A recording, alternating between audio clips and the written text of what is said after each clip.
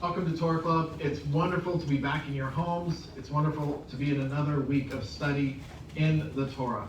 Now this week we're introduced to Avram in the portion. And it begins a series of the narratives of the life of Avram. So we thought it would be appropriate to bring you here to Beersheba, which is one of the cities in which Abraham dwelt. Yes, and when he entered the land of Canaan, he actually entered a little bit north of Jerusalem. He had a few dwelling places up there, and then eventually came south to Beersheba. It's interesting to note that Beersheba in Hebrew literally means 7 wells. So here we are, we're in the archaeological park now, but Beersheba is a very modern, bustling city in Israel, which still bears the name from our father Abraham from the 7 wells that he built right here.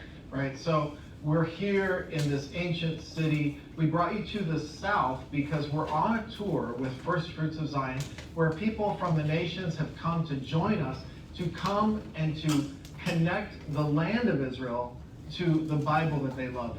Now, in a sort, they're kind of like archaeologists. They're here, they're on the ground, they're digging through things, they're searching things, they're looking at stones, they're uncovering things. Archaeology is uncovering something from the past that validates and that substantiates that part of our history.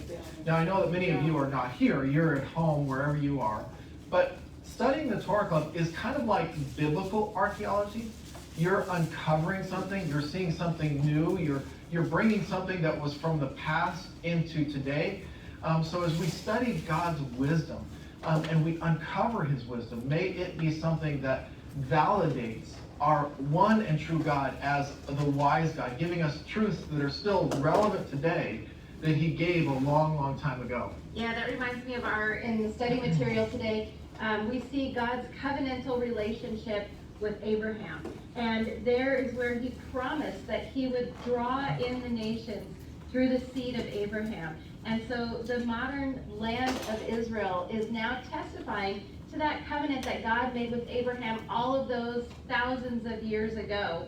And in fact, while we're talking about people from the nations, we do have a group of friends here with us today who would like to say hi to all of their Torah clubs at home.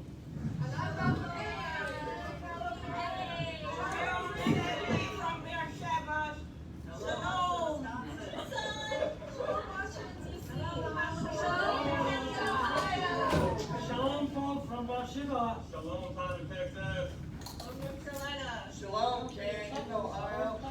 Kansas. North Colorado. What a tremendous blessing it is for these people from the nations to come to the very place that God promised Abraham, that through him, that they would be connected to the promises that God gave to our patriarchs, to the people of Israel. Friends, that's why Torah Club is so beneficial to our walk. We're going back to where it all began, in this place, right here in Israel, the land of promise. Have you ever wondered why it's called the land of promise?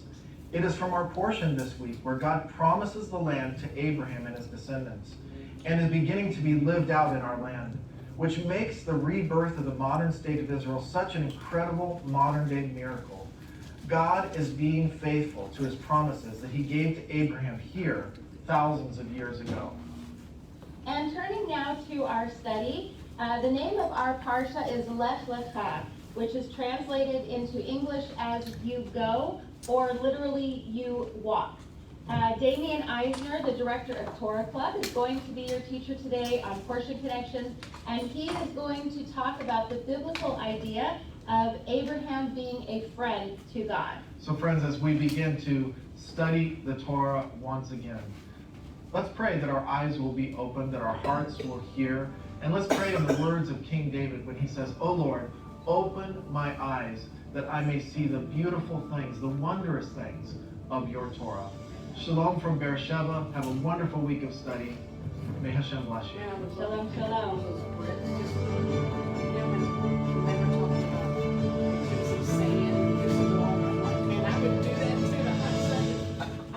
Well, we have an interesting development in this week's Torah portion. As God, the creator of the universe, makes a friend. Now, to this point, we've met a couple of candidates for friend of God, of course.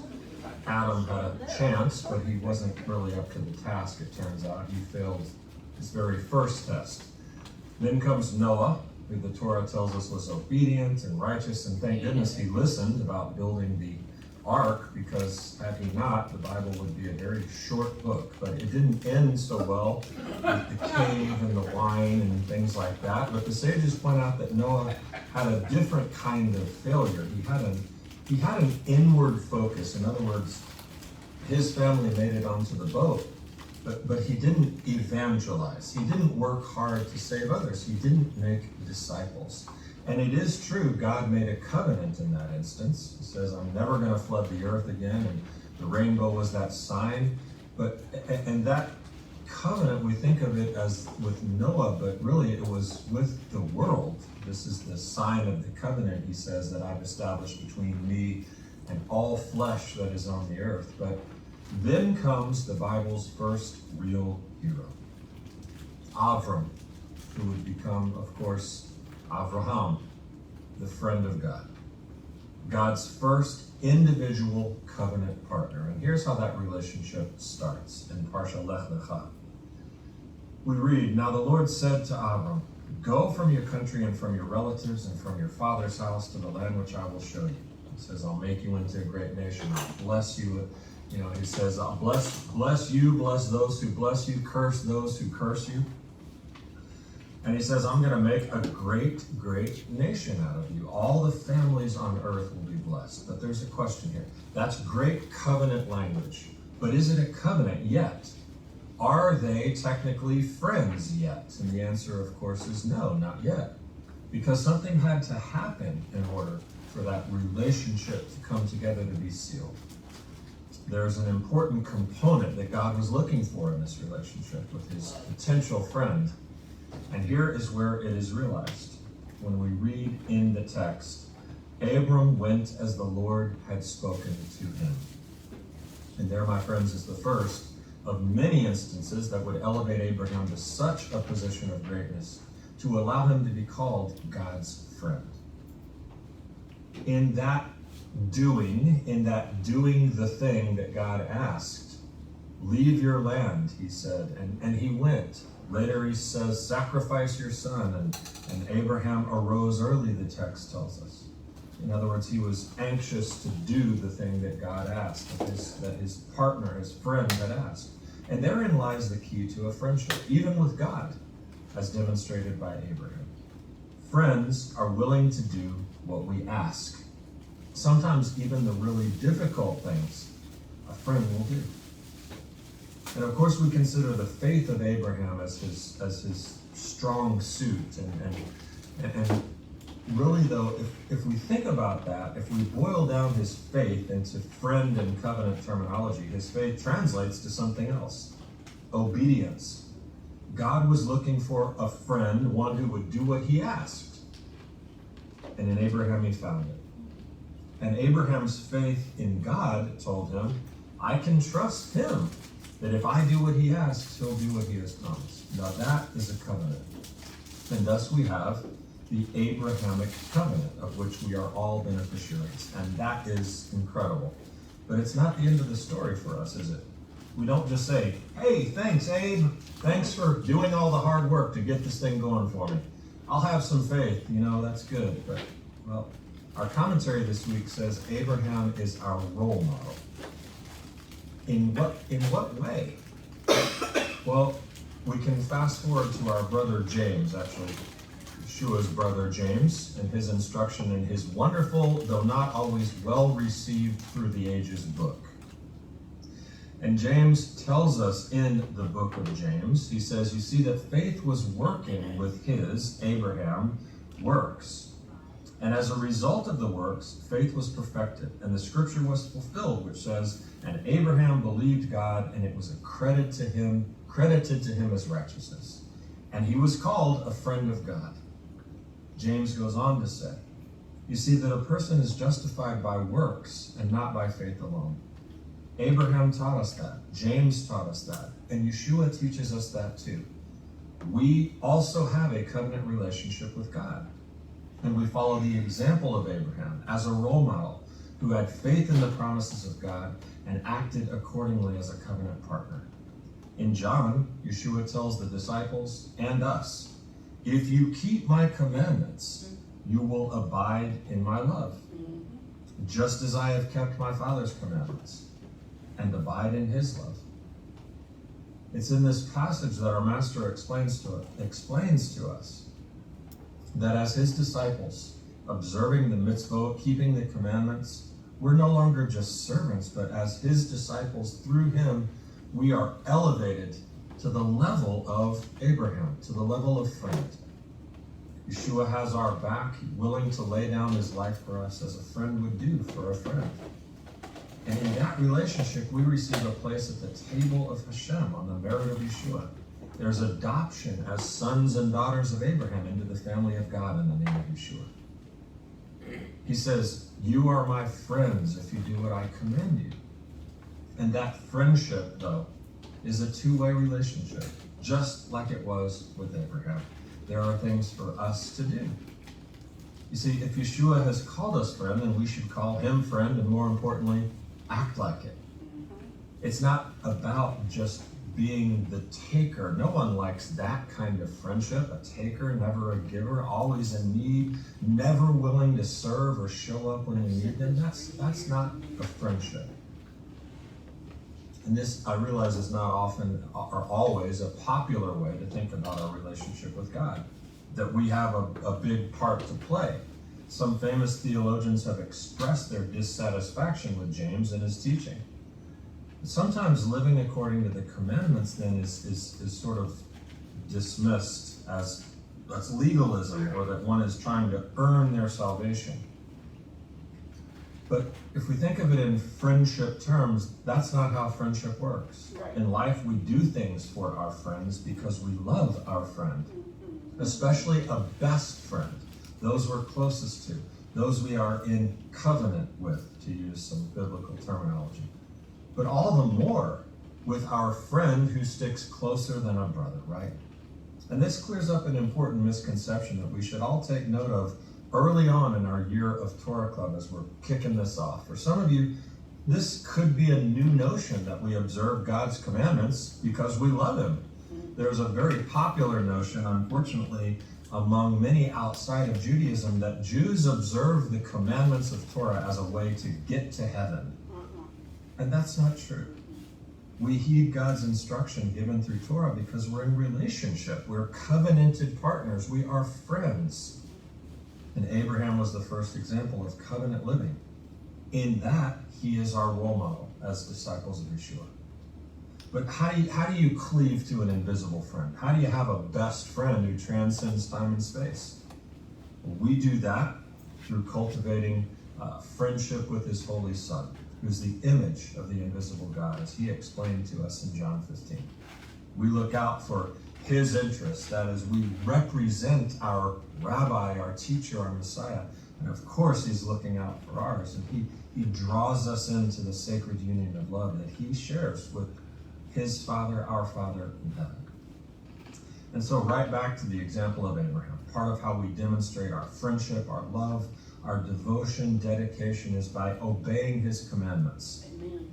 And Yeshua makes it very simple for us to get a start on that by boiling it down to the two most important ones, right? Love God, love one another. I've often heard people say, I have a relationship, not a religion. I get what they're trying to say. But religion, human beings being in a relationship to that which they regard as holy or sacred or spiritual or worthy of special reverence. That can and should be part of our relationship, our friendship, our miraculous covenant partnership. We do because we love. We are called friends by God, and every day is an opportunity to be his friend back by living out his word, his desires for us in this world. And it's a world today that is in desperate need of a friendship with our Creator and his Son. I pray that the joy of Yeshua may be in you, that your joy may be full, knowing that God knows you and loves you. May he give you wisdom and direction in the knowing how to walk as his friend in gratitude, obedience and to represent him well in the world. May the grace of the Master Yeshua, the love of God, and the fellowship of the Holy Spirit abound to you all.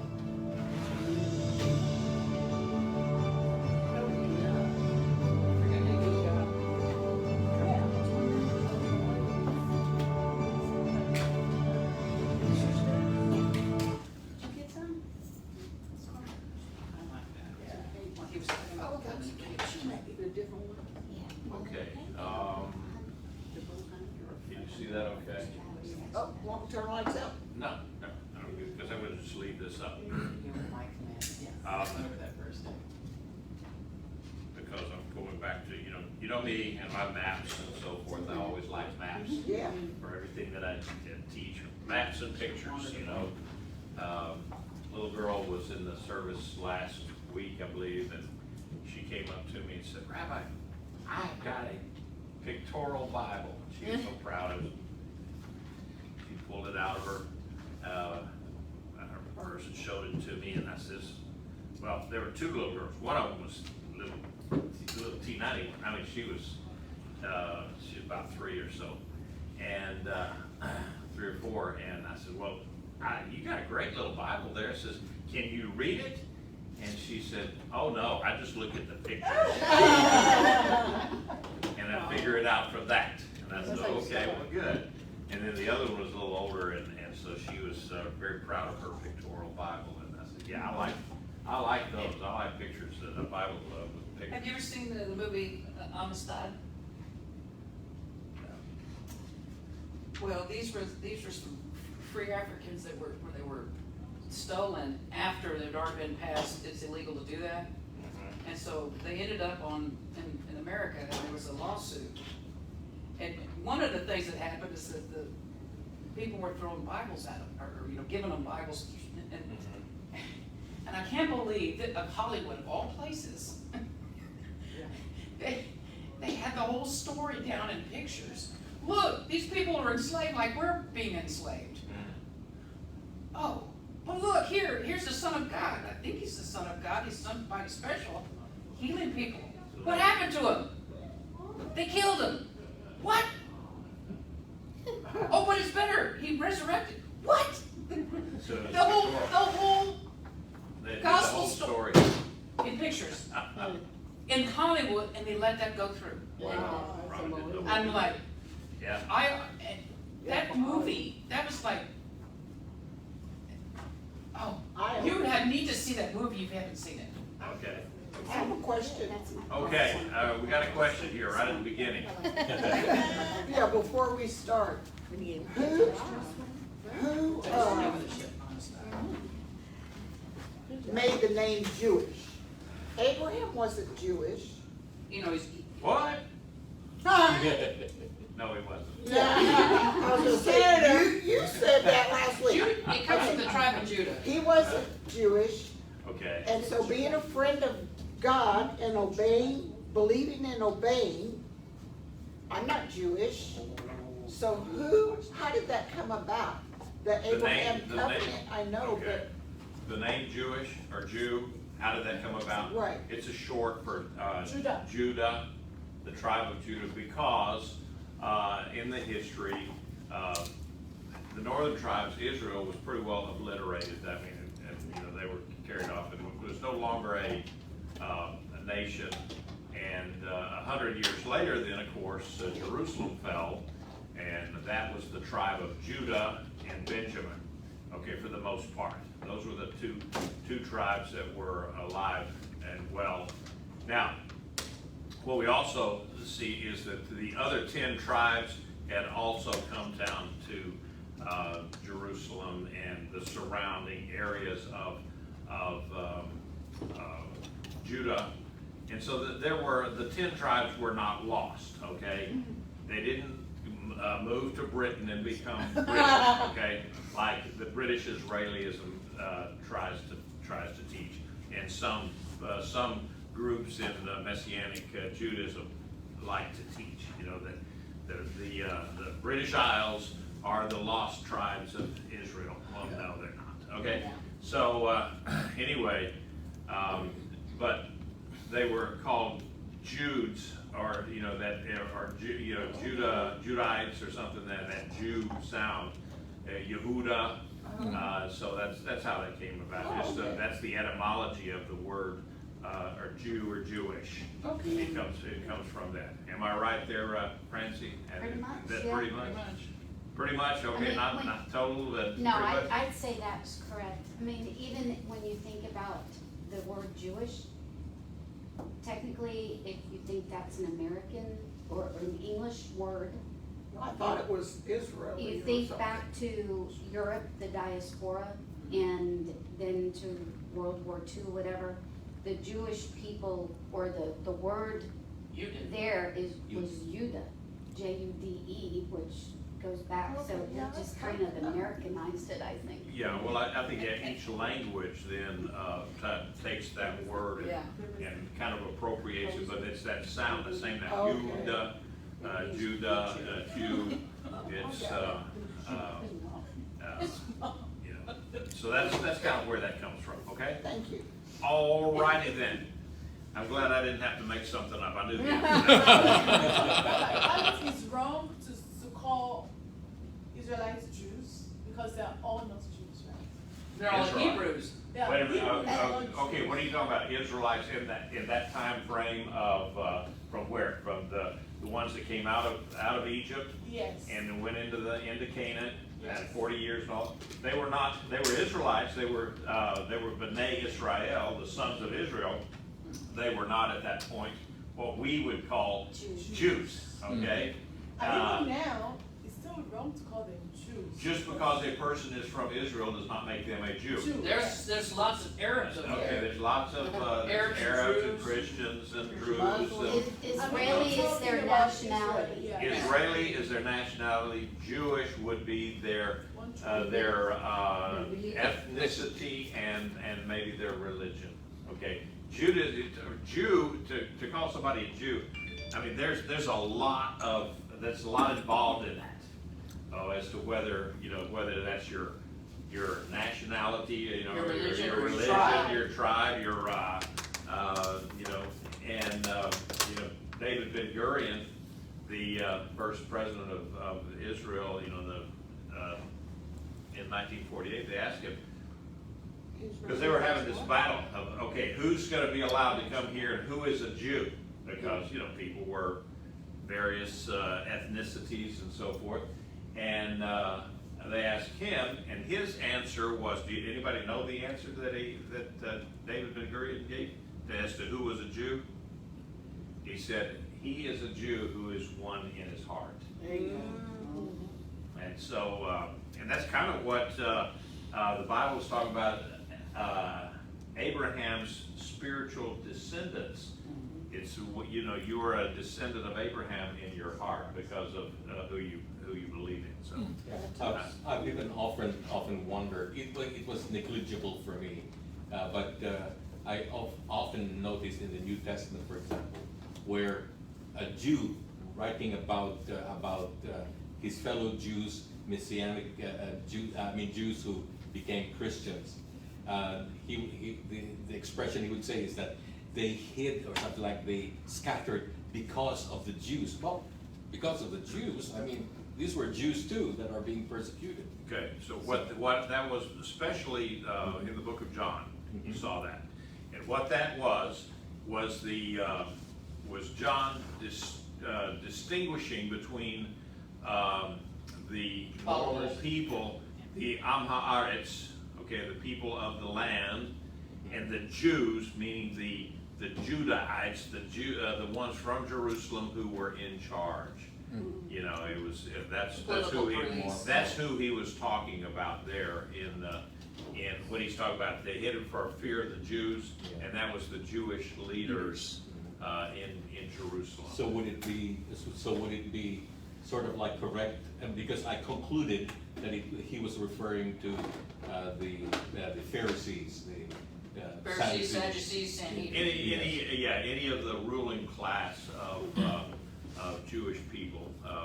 That's who he was really referring to. talking. So, in a sense, was that correct? And that was my Yes, conclusion. that is correct. That is correct. They were any of the ruling class of people. That's how he was distinguishing the people, there. But then, of course, once it got translated, then it became, it was, they said the Jews, that was everybody in Israel, in the land of Israel, were those dirty old Jews that killed Jesus, and so that's how that got transferred over into that, because they didn't understand that John was talking about the ruling class. I think the history of that was actually Martin Luther, who started that. The thought process. Yes. Yeah. Actually, it was his condemnation of the Jews when they did God took not. him out a week later too. Excuse me? God took him out. Yes, that's right. Real shortly after that. Shortly after that, but the damage was done. his followers said, "What do we do with the Jews? Because because they didn't support us in our struggle." And then he said, "They're the killers of Jesus." Yeah. Sort of. Well, and that was, if you look at the whole thing on Martin Luther, he was going to evangelize the Jews. I mean, at one point early in his life, he was going to try to bring the gospel to the Jewish people, and then they rejected him. When they rejected, he could not. He just couldn't handle that, and he became rabidly anti-Semitic. Yeah. And and then, of course, that paved the way. Okay, I'm sorry to disrupt the history of the Lutherans. I know. Did he die a good standing member of the Catholic Church? I have no idea. I used to be a Lutheran, but Yeah, but it's funny because I was listening to a radio something the other day when I was waiting to get onto the radio show that I was on. oh yeah. They had on there, before they got to that, they had the Lutheran hour on Oh, there. yeah, I remember that's all. Yeah. And so I just listened to that and I says, that's a different take on history there. You were there to neutralize the. Well, mine was a different show.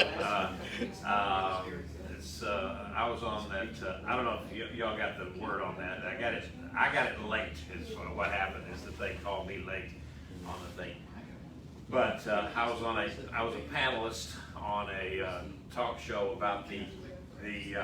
It was supposed to be about this upcoming election, and what was important to us and so forth. So I got up there. They had me, a Baptist preacher, and a lady running for Sheila Jackson Lee's seat. Okay, and Somebody named Carmen.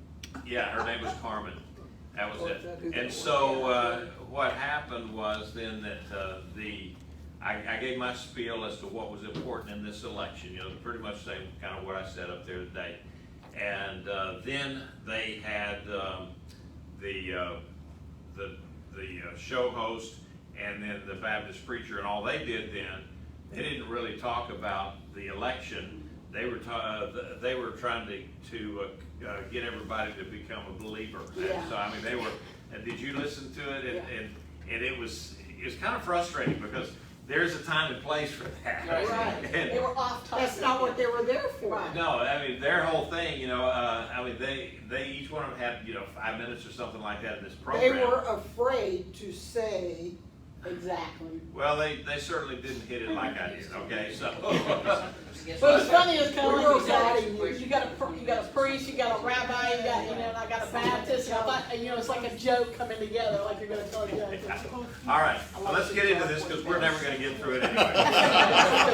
Very good. All right, this map that I've got up here is one that I just picked up. That what it does, it talks about the different places that Abraham went and so forth, and where this was talking about up here at Tel Dan, right up in here. You can go there and you can actually look at the gate that Abraham would have gone through when he visited Dan on his way up to Damascus to defeat the 5 kings.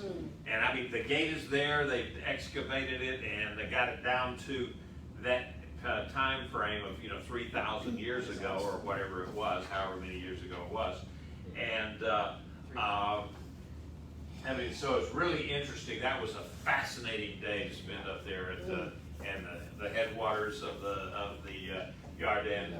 And so anyway, so then another thing I wanted to point out is, because we're talking about it, is here at Bethel.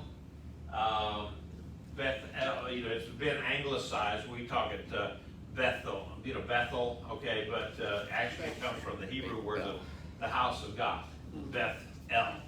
El is a name that it's a generic name for God, the deity. Even the Canaanites had their gods, and they called it El too, okay? So the idea that, you know, it's just like for us, it's, you know, you got the God, a big G God and a little G gods, you know? So there's only one, of course, God, but that was the wording of that. And so you see Bethel there, and that was also at one point called Luz, L-U-Z, okay? So that's why I had that map up here, and then we're also going to talk about him going down here to Egypt, and then he comes back, and then Beersheba is right here, okay? And then everything down here, man, that is all desert. You know, it's Well, wilderness. not back then, was it? Wasn't it green? No, that's a I mean, all of this, when Yeshua left Jerusalem. Oh, yeah, okay. When I mean, I thought, okay. Okay, when Yeshua left Jerusalem, and right here, Salim, right there, and he went into the wilderness. It was just right down here. He didn't go very far. Didn't have to go very far to go into the wilderness, and so all of that stuff was considered wilderness. And you get down to Jericho. well, Jericho was pretty lush up there, but you get down here at En Gedi, that is Desert. that's kind of lush Texas? right there. No, well, everything around it is, Yeah. but you get into that little canyon Oasis. into the valley. It's an oasis, and even nowadays though, it's just a tiny fraction of the water that used to flow into that flows into it now because of all of the demands of agriculture. And so that's a constant battle with allowing enough water to go into that so that Sound like the Rio doesn't- Grande? Well, the Rio Grande or the Sacramento River, California, and all those kind of things, Colorado, and you know, all of those kind of things. So anyway, all right, Lech Lecha, meaning let's you know, get up and get going, okay? And one of the things that I wrote down in here that's very important to us that I think we need to make the point is, and I'm going to go ahead and take this off because that's like looking into the sun when you're driving west, okay?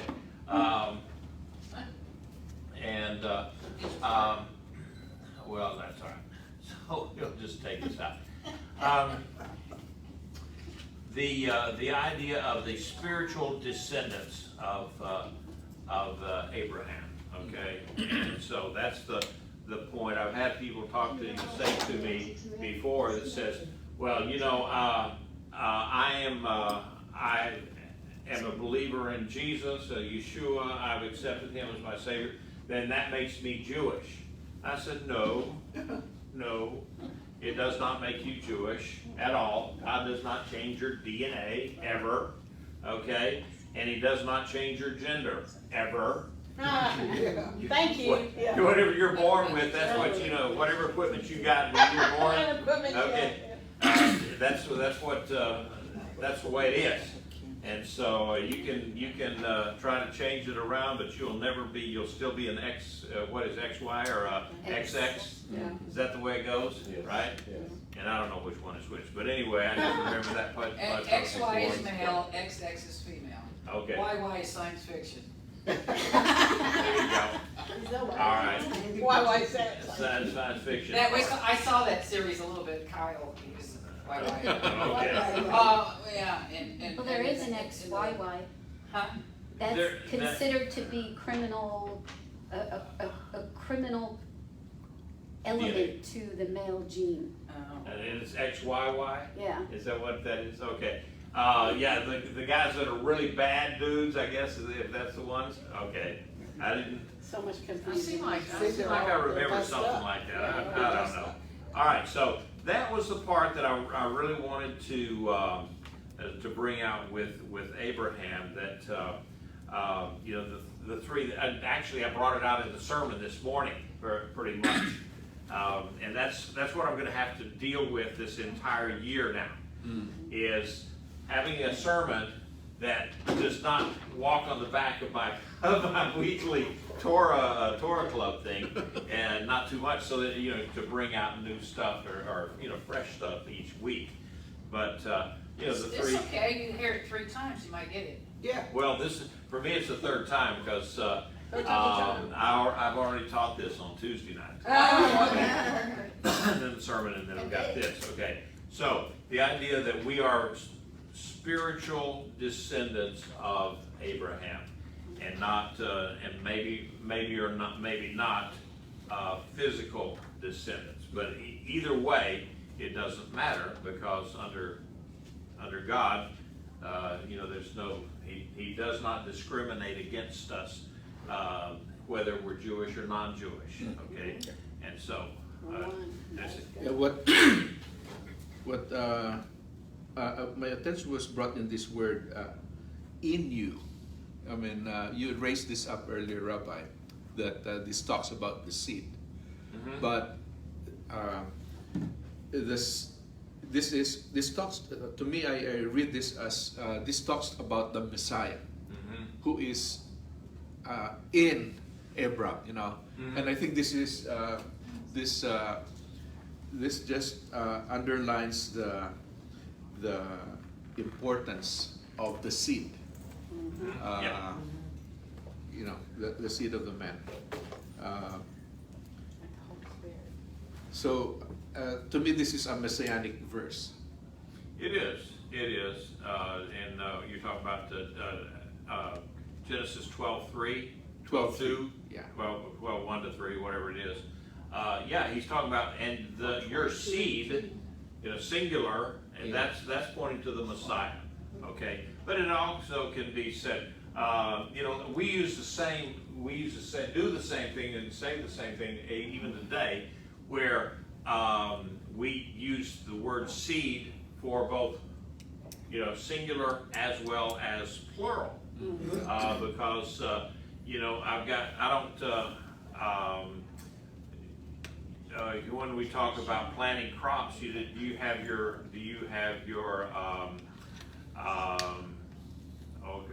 how would you say that? You don't eat your seed. Don't eat your seed. Meaning, you know, you got to have planting, something to plant with, you know.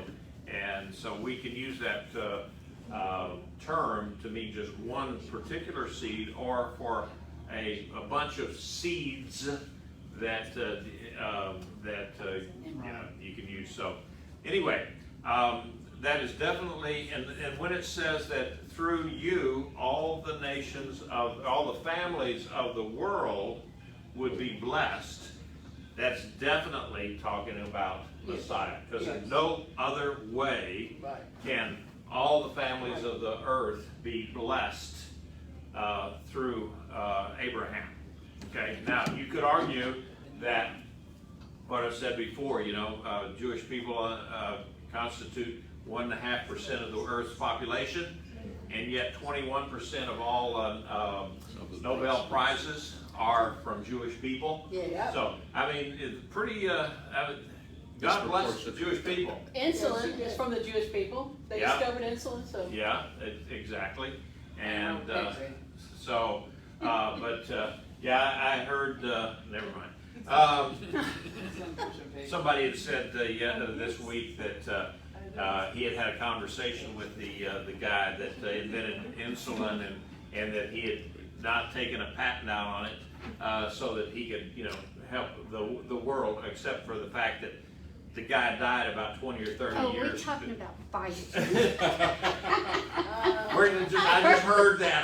I'm not mentioning any names. This old guy that stumbles and stutters a lot.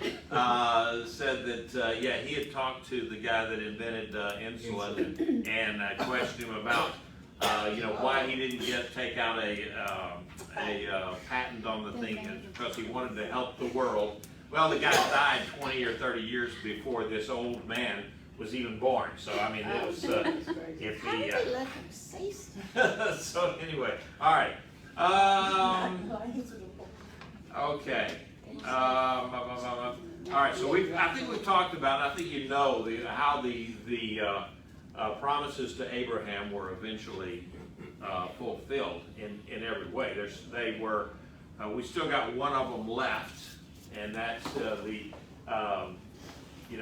that'll actually would be a Davidic covenant, and the idea of someone on the throne of David. But that one's still out there. That's hanging fire until the millennium, and then at that point, then yeah, Yeshua would be that one. So we talked about walk before me.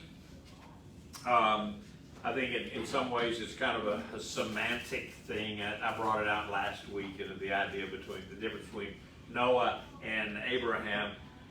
Noah was a person who followed rules, followed the instructions, but he was not particularly the man of faith kind of a thing. Whereas Abraham was more of a generalist, and God said, "Get up and go." And even then, they don't bring it out in the lesson here, but he got up from Ur in the Chaldees. But he took his whole family out. And he went with his father, and God told him, "Okay, get away from your father, get away from your household, and you just go." Well, he didn't really do that first, so he went up to Haran, and then he actually never got going again until his father died. Okay, and so I look at it, and you know what? God didn't really hold that against him at all, because he was honoring his father, and that was that ended up being one of the 10 commandments: honoring your father and mother. They are commandments, not suggestions. And so, Rob, I have a question. yes, sir. Reading from the last parasha at the end, it seems that the call to go to Canaan was given to Terah, not first. But Terah stopped in Haran, and was stuck there until the call was given to Abraham in chapter 12. Because it was Terah in verse 31 of chapter 11 that took Abraham's son Lot to go to Canaan. Well, he did. He took them out of there, but I don't see anywhere in there where it was God speaking to Terah to do that. That he just did. I mean, he did that and took Abraham with him, but I don't see that the actual call came to Abraham. Okay. So to leave 3-story buildings with flowing water to go run on tents. but It's just amazing to me. at that point, then, With 3-story buildings with garden. but God gave the command to Abraham to get up and leave all of that. They were on a run, and so at that point he did get up and leave. He had already left Ur and went up to Haran, but That would be 12:1 when he says that. yeah, you get going from your land, because that was still, that's that area up there on the Euphrates. It would still be Chaldean, or however you want to say. I don't know how you say that, because I've heard different people say it's Chaldean, and others say it's Chaldean, and I don't know how you'd say it in Tagalog, but how you just laugh at me there. How did you pronounce it? Chaldean. Huh? Chaldean, a hard CH, yeah. And that's the way I always heard it too. So that's all right. if I mispronounce something, I just chalk it up to being from West Texas. All right? So, all right, but the call actually came to Abraham, and he did leave, even though that he had left Ur and then moved up there to Haran. Okay. So I look at one of the things that I highlighted here. Says, are we walking in the footsteps of Abraham's faith? And I would say that yeah, if we're following Yeshua, yeah, we would be walking in that footstep of his faith. Now, do we have that much kind of faith as he did? I wouldn't think. I don't think I do. You know, for God to tell Abraham to go and sacrifice your son, you know, and he went ahead and did that and started to do that. And and another thing is, how old was Isaac when Abraham was going to sacrifice him? In his 30. 30s, right? 60. Did you say 30s? No? Yeah, you're about 37. 37, okay. 37. Where was that? I said that before? Yeah. Okay, about 37. And he was certainly big enough to stop Abraham if he had wanted to, okay? Yeah, I the always thought he same was, as after. he That's was not gonna more- have child. When, The It movies was always. more of, Yeah. the sacrifice of Isaac. yeah. Well, the thing about it is, though, I said this in my Tuesday night class, which are all of them, you know, from Christian backgrounds. There's none of them that have been listening to my ramblings for a lot of years, like some of you have. When I said Isaac was in his 30s, and they go, "What?" No, he was just a lad. I said, "Okay, you think that Abraham is going to pile all of that wood on top of a 5-year-old kid, or it's whatever it was, you know?" No. They said, "No, that's all of the paintings and everything have well, you know, Pictures. the picture, yeah. Look Yeah, at and the all picture. the people's white too. Artist's You know. rendition. Yeah. Well, and not only that, but I mean, it's just like some of the look at the statue of David that was done by Michelangelo, okay, where he is still totally intact, you know, and so that was because they wouldn't have shown him as a regular Jew, because that would not have been politically correct, okay? Well, I wasn't looking at the naughty part. Yeah, right. Yeah. No, they showed David as an uncircumcised No, male. they made the- And have you ever noticed that, ever thought about that? Yeah. I wasn't looking. Well, a lot of times they'll have the little, whatever, that little shell or leaf kind of a thing over the private parts. But in the case of Michelangelo and that particular statue, he is uncircumcised, and because to have carved that out with as a circumcised, it would have been totally politically incorrect. I mean, they would have kicked him out of Venice or wherever it was that he did this thing. So anyway, so a lot of times you just can't look at pictures or statues and know it's correct. Okay. The faith of Abraham is not something passively possessed. This faith is a doing aspect, doing the works that Abraham did, and Abrahamic paternity is tested in the field of deeds.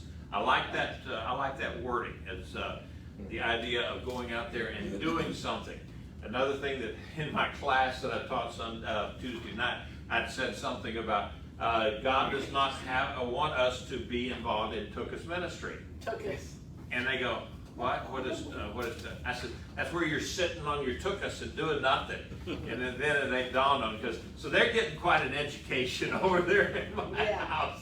It's kind of fun because I mean we're teaching that and they just go. Where's that fella? Did we scare him away? The one that was here last week? I don't know. Oh, Jeff.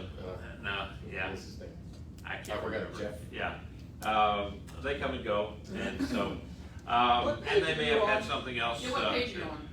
I'm still on page 6, and one of the things here that I see is Abraham was still flawed, even though he was a man of faith. he threw Sarah under the camel. I mean, under the bus. Under you know? the camel. Yeah, I have When a they- lot of questions When they about went those to when they went to Egypt, you know, and Put his so faith in God. they tried to they tried here to somehow justify it, come up with this stuff about, well, Sarah was the epitome of wisdom, and so he Yeah, was what was not. that about? Yeah. Well, it was an attempt to make Abraham not the coward that he was at that point in time. And it Because really I wasn't like- really he's look quibbling. at Abraham as She being was his sister. deeply flawed That's what you did. in that. Sort of. And so, you know, you just can't get around it. Sometimes things in the Bible, you just gotta look at it and say, yeah, that's the way, it's, the way it is. And so that gives me hope that, one of these days, you know, but, you know, he was deeply flawed, but at the same time, he still had that overarching faith in God Yeah. to do whatever, God had. Well, apparently he was always listening if God was were to say something. Mm-hmm. Okay, and, yes, sir. I have an observation. The story of Abraham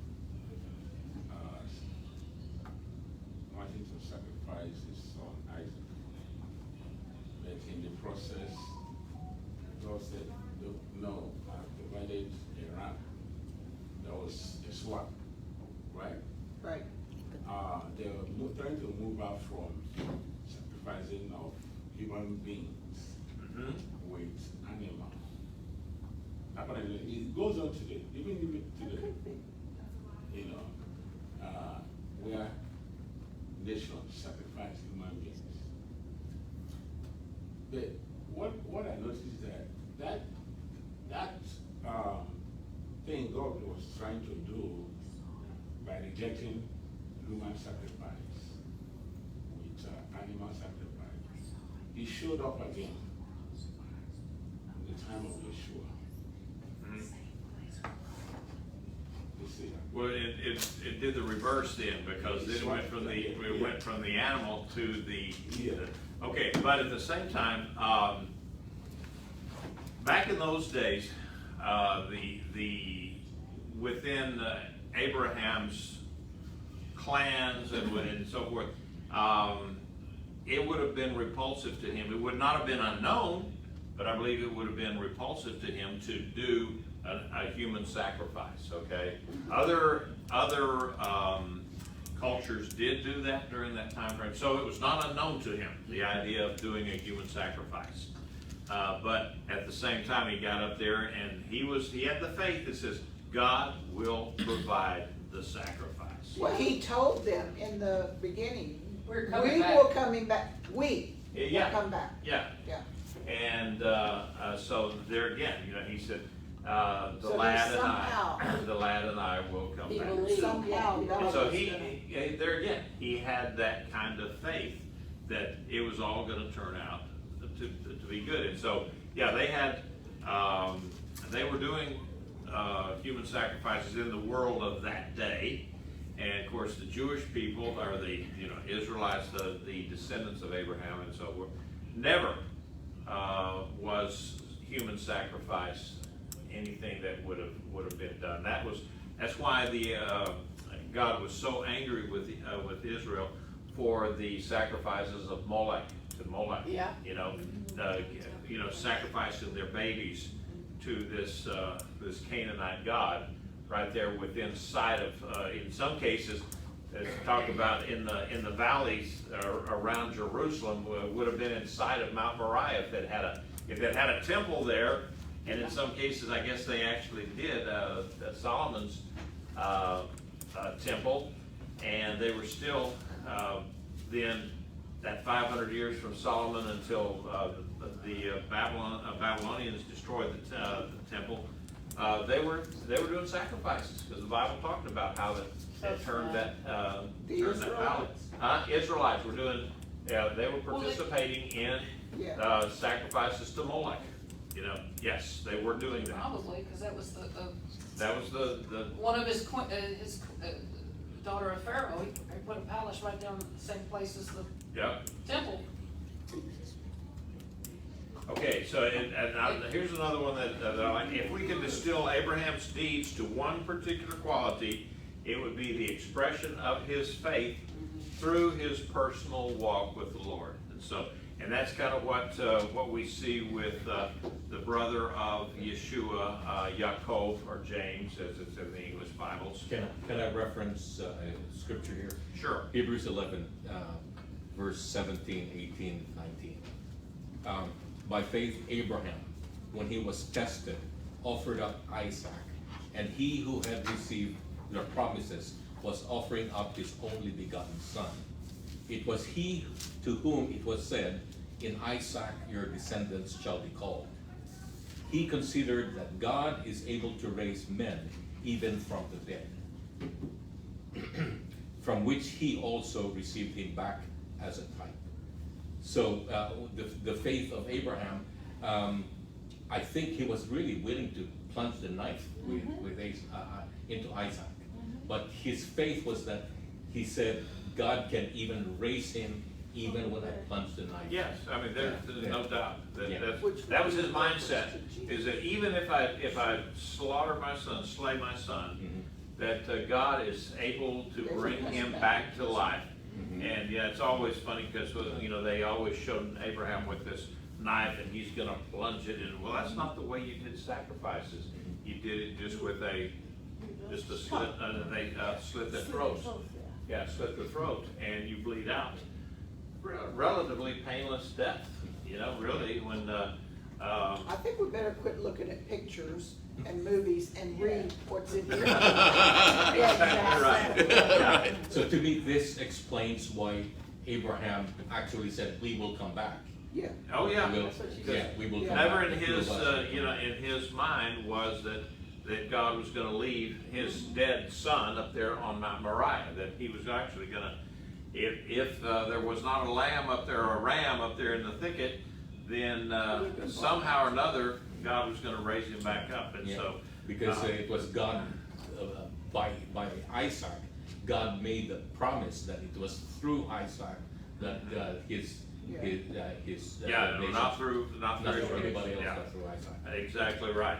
All right, and there's another thing I wanted to point out here that they do, and so I just want to, again, caution you. We're talking about God in the natural world. How did Abraham come to be a believer in God and so forth? And they came up with the story from the Zohar. You remember reading that on page 8? Yes. Okay, the Zohar is the book for Kabbalah. All right, so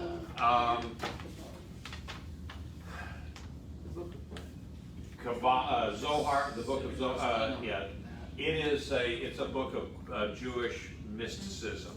Okay. That's a no-no. Yeah, don't. I have read the Zohar because for courses that I've taken and just trying to know what it is that we're talking about here. But I would caution anybody to don't. It's not worth it unless you have an actual scholastic or reason to do this. It's one of those books that you just don't need to read. Okay, it's Kabbalistic, yeah, Kabbalah, all that mysticism, kind of like studying and hopefully I'm not going to step on any big. Well, I don't care. The idea of Freemasonry, that's a mystical kind of a thing. The Masons, and so why would you want to do that with a secret handshake and all that kind of Jason and Boaz. So anyhow, but I did want to say that the idea that the stories that they come up with in the Zohar here. Okay, just look at it and go, yeah, right. And, they even say that, is this a true story? They said, well, maybe not. I crossed that out and I said, no, it's not. And I'm not really sure why they would even included it, but other than take up space. So They got space. I don't know. Sometimes the things that they come up with in here is, why are we even bringing that up? It's it doesn't add anything to it. Okay, so how did God communicate with Abraham? Do we know? No. Spoke He to said. me, spoke to me. Voice, okay. Dreams, I think he heard it. voice. Maybe you say dreams, you others say voice, Yeah. just Audible an voice. audible voice. Yeah. If you believe the movies, like with Richard Harris, it's his own voice, Ah, talking to him. And it could be, have any of you ever heard a divine voice telling you something? yes. Okay. I was in the car and I was going to Houston and it was concerning my son and we were having problems and I didn't know, was I doing the right thing? And I was praying and praying and praying. I said, Lord, am I doing the right thing? No. I mean, I heard that. I put the brakes on. I looked in back. I thought, I knew there was nobody there, but it sounded like somebody was there. And, I mean, I just heard that. And I mean, he's woke me up at 3 in the morning and said, it's never long, it's just like, go now. It's something that Go you get know because you know because you know. Yes. And I think that's the Ruach, it's the Yeah. Holy Spirit within Yeah. us because I've had something similar to that studying for a class that I was going to be teaching, and the voice it was an audible voice said you were going back to New Orleans. And this was many, many years ago, and I turned around to see who said that, who had Yeah. snuck in You behind just in know, my yeah. office behind me and said you were going to New Orleans. And I mean, it wasn't but days later that I got a call from the detailer and said, how would you like to go back to New Orleans? And I said, well, I really wouldn't, but I'm told I'm I was going. told I'm going. I said, I guess we can. And there were other things that were involved in that, but in that decision. I'll do you better. Yeah. Okay. I was a young boy. I was washing dishes, and suddenly a voice really clear, loud but not painful. Loud but not painful. Glenn, you're going to the United States, and you will go there to learn the things that you cannot learn here. That's it. Loud voice. Yeah. And I was just washing dishes and it startled me and I looked Who around. said that? Yeah. And nothing. And wow, I'm here. There you go. There you go. He does And God do does that. talk He to does. us in different ways. I mean, Oh, somebody, with John, he talks to him in dreams. And in still small voice. And that's still small voice too, sure. 2009, I just lost my brother, and I just resigned from my work with Walgreens, and everything was, down. Mhm. And one early morning, I had a voice in my house. That was the first experience. I haven't had that kind of experience before. The voice spoke inside me. I had it. It said, come closer. It took me 1 year to find out the meaning of that. Yeah. There was an advert from World Harvest Church, Columbus, Ohio, on TV, on the screen. Come closer. I look at it. Read your Bible, everything. Yeah. So I knew it was God. Yes. Come closer. It was on the TV. And I have seen God before. That is good. Rabbi, I have seen God before. Yeshua showed me Talk to God. my niece. I was very, very far from him. The power where he was sitting on his throne was pushing me millions of miles. I was going to lost in the space. And what is holding me to him was the love. Well, and that's, the Bible talks about the kavod, Heaviness. the heaviness of God's glory, the weightiness of his glory was so great when the Solomon's temple was dedicated that the priests could not even stand, to do their work. And same thing with the tabernacle. When God came into the tabernacle, they couldn't even stand up because of the weightiness, the heaviness, in Hebrew is called kavod. but the glory of the Lord is there. Rabbi, Yes, ma'am. did you ask question how did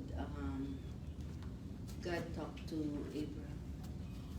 Well, that was the question I asked. Yes. Okay, I found it in Genesis chapter 15, verse 1. After these things, the word of Adonai came to Abraham in a vision, saying, "Do not fear, Abraham, I am your shield, your very great reward." But Abraham said, "My Lord Adonai, what will you give me since I am living without children? And the heir of my household is Eliezer or of Damascus." Then Abraham said, "Look, you have given me no seed, so a house-born servant is my heir." So Adonai spoke with Abraham through Conversation. vision. A vision. Okay. There's one. Now in Acts 7, 2 and 3, they say here that it was the glory of God appeared to Abraham when he was in Mesopotamia. So that could be the same thing that they were referring to there in Acts 7, 2 and 3. It says, "Leave your country, your relatives, and come into the land that I will show you." And so that could very well have been in a vision. Okay, and so that's the way he spoke to Abraham. He talks to different people in different ways. Yeah. Like In many different ways. sometimes, well, I hear the voice, sometimes it's a still small voice, sometimes it's like in my imagination, sometimes it's like a picture, right? I'll just see like I'm watching a movie right in my face. It's always like a very short, like very short one. Yeah. To just, but the message of the picture, by the time I'm narrating it to someone, you think it's like, oh, like almost 15 minutes, but it's just like that. Yeah. Oh, sure. Yeah, and then sometimes I'm not sleeping, I'll just like, and I'll see something. Sometimes it's just different. Different ways. Yes. Don't put God in a box, and he has That's to, right. and he has to tell you one way or another, you know, Right. that, you know, which is, it's kind of interesting, you know, now in today's world, God speaks to us in pretty much plain English. But back in the old days, he had to speak to people in King James. I looked into the lexicon of the Old Testament, and the word used, interpreted as vision, is makase, which is a Hebrew noun, and it means actually several things. It means vision, apparition, or sight. So if we just say vision, where we have just sort of like a dream, it includes that, but it doesn't. But it's not specifically just that. That's right. It's an apparition. It's something that you really see. Yeah. So So we still can. What did he see up there when he was sacrificing Isaac? Exactly. Because the New Testament that was read today, Abraham saw it and rejoiced. Right. Which Yeah. means he was right there on Moriah where it would happen Yeah. 2,000 years later. Or So wherever it is. it's not the kind of meaning that says it's just like a dream. It's something really which he saw with his eyes. Yeah, and it could be what we would call today a theophany, which a theophany meaning the appearance of a deity. I mean, when the three men came to Abraham, That's right. that was a theophany because it was the Son of God. It was Yeshua in a human form, a pre-incarnate Yeshua. So appearance, yeah, and so it's called in the language of that, it's called a theophany. And Rabbi, also vision can be night vision or day vision. Two types of visions. One you have when you're sleeping, the one you have when your eyes are open. Oh, yeah. All vision. Oh yeah, I mean, there again, it's to the individual, and people have to be sensitive to those things. You know, I personally, if I had to admit it, I would have to admit that I'm probably just not the most sensitive guy around when it comes to, pretty much. Although there have been times that I've seen it when you know, you just get that little impression, you know, that you don't do this. Wait a minute, stop. Right. You know, Yeah.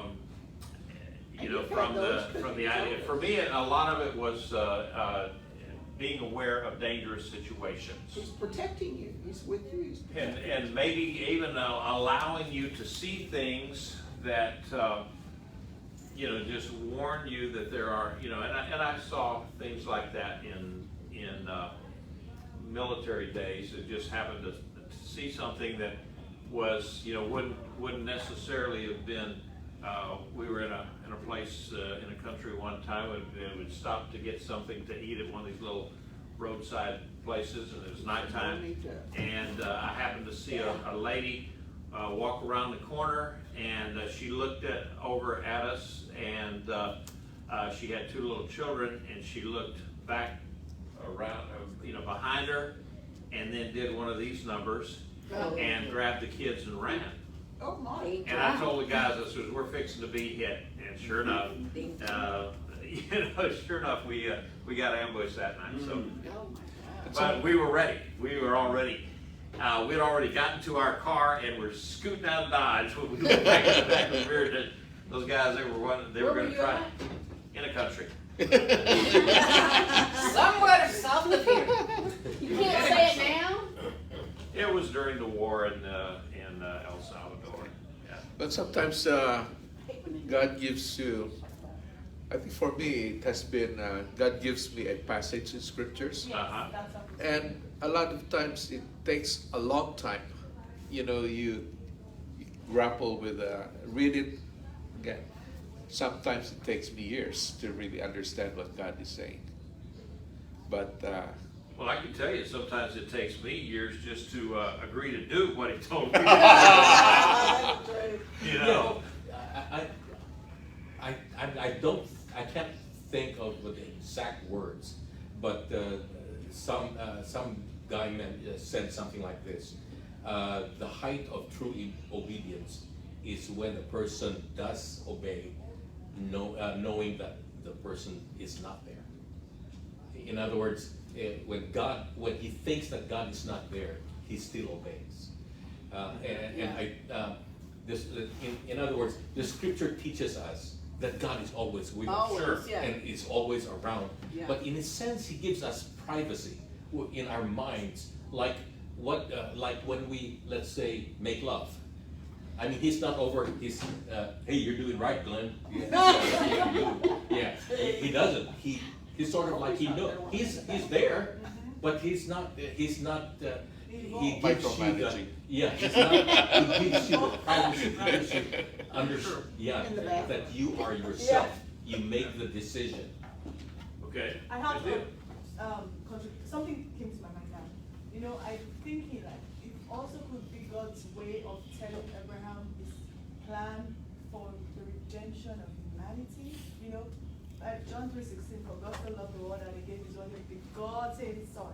And then in the verse he read, the same word was used that Abraham said to give up his only begotten son. Yeah. So maybe God was trying to tell Abraham his plan, like, give up your only son, whom you love, and then at this It was place, a play. It was like, a- so you will know what I want Kind of to like a do. play on words. Yes. And, Been saying yeah. it. He's been saying it. And at the same time, who along. knows if Abraham ever got it? But you know, it was written that way, so Well, the Yeshua rest of said he it, got it. So that we would learn. so that we would got it. Yeah. So, Saw it. all right. All right. So we kind of talked about that idea of where we think that God appeared to Abraham, you know, in person. The deal for the quest for the New Jerusalem, that whole frame that you read in there. I tried to, you know, to pull out you know, some spiritual significance out of those couple of pages, but it didn't really hit me very far. I don't know. Did anybody else look at that and say, yeah, the city, looking for a city which has foundations, whose architect and builder is God? Well, that's coming from Hebrews, and so we don't really know what Abraham was looking for.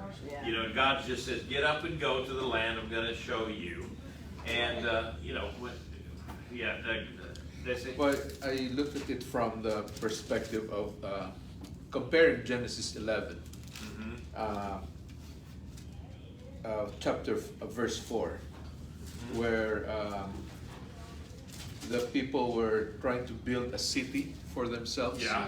Oh, Let's build it says, they said, come, let's build ourselves a city with a tower. So let's, whose top reaches into heaven. So let's make a name for ourselves, or else we'll be scattered over the face of the whole land. And they failed, and they were. and that was their insight that they ignored. Yeah. But in chapter 12, verse 2, Yeah. God did not want to, just like your story, Rabbi, they were trying to build a city, but God wanted to make a nation. There you go. Good point. And they were trying to make a name for themselves in chapter 11, but here it was God who's going to make a name for Abraham. Good time those together. Not their desire. I need to put God's that aside and then desire. build a sermon on that one. That's from your illustration. There you go. And that's true. You know, when the idea that Elizabeth Elliot had said there that you know, God is not gonna. I mean, He wants to give you the desires of your heart. If He doesn't, it's not because He's being mean. It's because He's got something better for you. Yeah. And that's, sometimes it takes a long time. sometimes that better is not going to be on this earth and in this, you know, in this world. There were you know. several things that I had thought and had desires in my heart when I was 12 that I didn't get till I moved to Columbus. And it's like, and I realized, I was like, oh, Like a look at deja that. vu He thing, gave yeah. me this, Yeah. yes, something I always wanted. And, you know, there's There you several, go. several. All right, things. I have a question in here. They're talking about, you know, Abraham and the seeing that, look forward to things which eye has not seen, ears not heard, nor entered into the heart of man, all that God has prepared for those who love Him. Now, What that's- page are you on? and I'm on page 10. But, okay, so, the question, Abraham, you know, he saw things, he saw land. You know, he never, the only piece of land that Abraham owned was a burial plot. You know, a cave down in Hebron in the Machpelah, and that's the only piece of land that he ever owned in Canaan. And yet God was saying, "I'm going to give you the whole land to you and your, to you and your descendants." So they're talking about the idea of seeing things, and I asked a question, you know, because the writing here was talking about how that, remember how Yeshua's resurrected body still left marks by the nails. He did not receive a different body; it was a restored and remade body. What will our resurrection bodies look like? Yeshua's body, resurrection body, was flawed, Perfect, right? Oh, wasn't it? well, that's true. He had the scars in his I hand. look like I am, I guess. Flesh and bone, but not flesh and blood. Yeah, but the idea, you know, that people, okay, what about the person that dies from Accident. an accident or diabetes or something? They've had a leg amputated or something. Multiple bodies. Is their resurrected body gonna reflect that? I don't think so. I thought, you know, the blind see, the deaf hear, I mean, there's no Incorruptible disease, bodies. there's no, I think it will be, will be pretty much incorruptible and changed yeah. in the twinkling of an eye. Why did Yeshua appear at that point like that? Because Prove To prove it, the only man-made thing we're gonna see in the new world is gonna be the marks on him. And at that point, it may not even see it then, because Maybe not. because when he was walking with the people on the road to Emmaus, Yeah. they didn't recognize That's him. right, they said that, You know, that's right. when he was standing out there in the garden, and Mary's sitting there crying, and he's looking at her. So what are you crying about? What are you crying about? Yeah, And she just answered him, and, you know, she didn't recognize who it was. that's right. You know, so, things like Till he that, opens you her know. heart and he Yeah, said, well, and "Bill." he. No more you know, floss. He Yeah, said, veiled her, He yeah. unveiled it, yeah. Yeah, Rabbi, in that case, in that one is spiritual, it's the heaven that is covering their eyes. It's heaven that's covering their eyes, making them not to recognize him. Mhm. Yeah, so. Yeah, Well, and I think Yeshua Devil made is himself not recognizable for a purpose, because he wanted to give them all It was those his scriptures heart, so that they yes. could kind of figure it out on their own. Yeah. Yes. And then, okay, shoot, we didn't even get to halfway through this thing, and we're already at the time, but, Halfway through. yeah, I got all the way to 12 here. I was gonna ask a question, foreigner in a foreign land.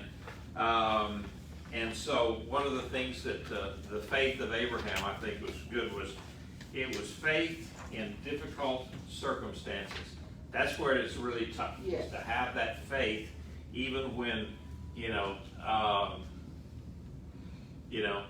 you're down by 3 runs and it's the bottom of the ninth, Yeah. and you got enough faith that you're gonna win, or that's a terrible analogy to try to put baseball and the spiritual things, I remember I used to pray for the White Sox, Chicago White Sox. That was my team when I was a little boy, and they hadn't won a World Series or a pennant since 1909 and the Black Sox scandal, and so for some reason I was a White Sox fan. I used to pray for those guys, Luis Aparicio and Nellie Fox and Jim Mundy and all those kind of guys, that I could still remember.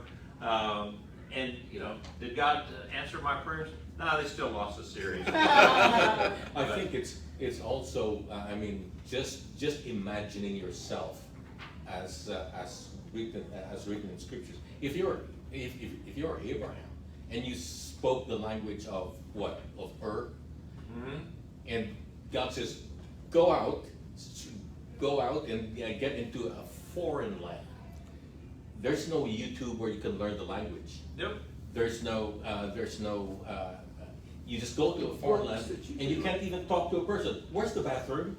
Or, I need a place to sleep. I need to eat. You can't, you don't speak the language. You don't know what would hurt them. What would make them angry. Right. What would You make don't them memorize sad. the culture. You're really on eggshells, actually. If you just imagine going into a place where you are totally out of the culture, Sure. it's really Well, if difficult. you've never traveled, and I have, I've gone into places where, there was totally different kind of a culture, totally different than was I prepared for some of it? Not really, and so, yeah. go So I ahead. was wondering, so Abraham had so much faith and would go when God told him to go and didn't hesitate and just did the things that he did that we read about. And then I think to myself, why did he come up with a story with Sarah being a sister? Why didn't he have enough faith to just go and God would protect him and his family? Because God was with him. Because Pharaoh was the biggest I would legend say of this Israel. because Abraham was a man, Yes. And like you said, and Perfect. he, And Rebecca must have been He a knew- perfect. He Yes, knew I what know. other men would do.